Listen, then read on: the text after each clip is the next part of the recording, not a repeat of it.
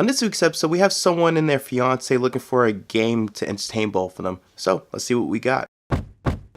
Hi, I'm Gary Pope from Late to the Table, and this is What Should I Get, where we go on the board game subreddit and look under the daily personalized game recommendation mega thread that's there on a daily basis. And we go ahead and recommend games for them. So, let's go ahead and start. MGM Studios and their fiance are looking for a game which could also play with themselves and also possibly hold other players as well. They played a lot of Pandemic, and while it's starting to get a little bit boring at 2 players, they're also willing to expand their horizons on new games. Now, games that I always recommend for 2 players are always going to be the one-offs, such as Sherlock Holmes, Time Stories, and just basically any of the escape room games. But some other games I would definitely suggest would be Spirit Island for one, which is, I would consider it heavy Pandemic. It has some of the same mechanics in terms of like putting things on the board and those eventually spread and cause more problems for you. But this game is much heavier game. It has a lot more options, a lot more variants, and also a lot more abilities that each character can use. So it's really cool how they made it work. I would also give Spectre Ops a try. In my opinion, it's the go-to hidden movement game for 2 players. It's super streamlined to the point where the rules are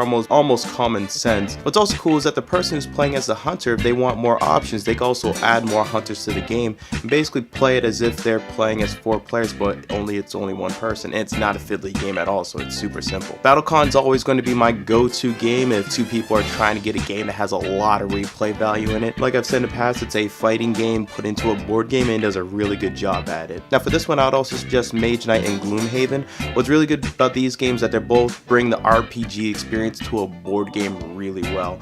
Mage Knight is super heavy in the rules, but once you get it down, it's pretty easy to go. I would also suggest checking out the Star Trek Frontier game, which I think in my opinion streamlines it just a bit by removing the night phase. And then Gloomhaven is a great game. If you don't mind waiting, I would actually suggest going with that one over Mage Knight. And that was another episode of What Should I Get? Be sure to check me out actually at Gen Con this week. I'm actually going to be hanging out with the Dice Tower guys, helping them out, and also doing the whole running about, experiencing Gen Con, etc. It's actually going to be my first time, so it's going to be really interesting. And if you have any other questions, be sure to post them on the board game subreddit underneath that daily personalized game recommendation place. Until next time, this is Gary Pope from Late to the Table, and I hope you're enjoying your breakfast.